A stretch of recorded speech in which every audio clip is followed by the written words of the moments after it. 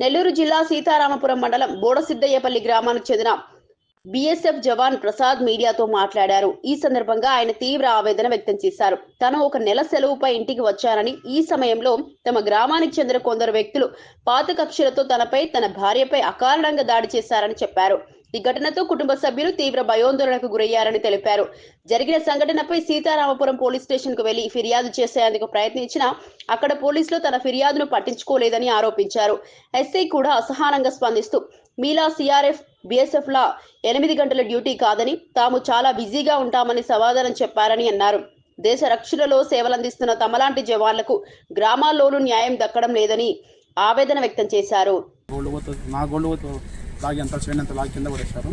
నాది గోల్డ్ సగం వాళ్ళ దగ్గరే ఉంది, తీసుకున్నారు, ఇంకా ఇవ్వలేదు. బట్ నేను వచ్చి సీతారామపురం మండలం వచ్చి నేను రిపోర్ట్ చేశాను 10:30కి. అక్కడ ఎవరు లేరు. అక్కడ మా ఎస్ఐ గారు లేరు, బయటికి వెళ్ళారు. టైం పడుతుంది, కూర్చోమన్నాను. నేను 4 hours కూర్చున్నాను, అంతవరకు ఎవరు లేరు. మరి ఎస్ఐ గారికి ఫోన్ చేశాను. ఫోన్ చేసి ఇక్కడ బిజీగా ఉన్నాను, వస్తాను, వెయిట్ చేయమన్నారు. అలా నాకు రాలేదు. మళ్ళీ నెక్స్ట్ డే వచ్చేసి నేను మళ్ళీ అలానే జరిగింది. నేను బిజీగా ఉన్నాను, వస్తాను, రాలేదన్నారు. కానీ మధ్యలో నేను లంచ్కి ఏదైనా అప్పుడు వచ్చిపోయినానంట, కానీ మాకు కాల్ చేయలేదు, ఏం చేయలేదు. కానీ మళ్ళీ నెక్స్ట్ డే ఉండి నాకు శ్రీ గారు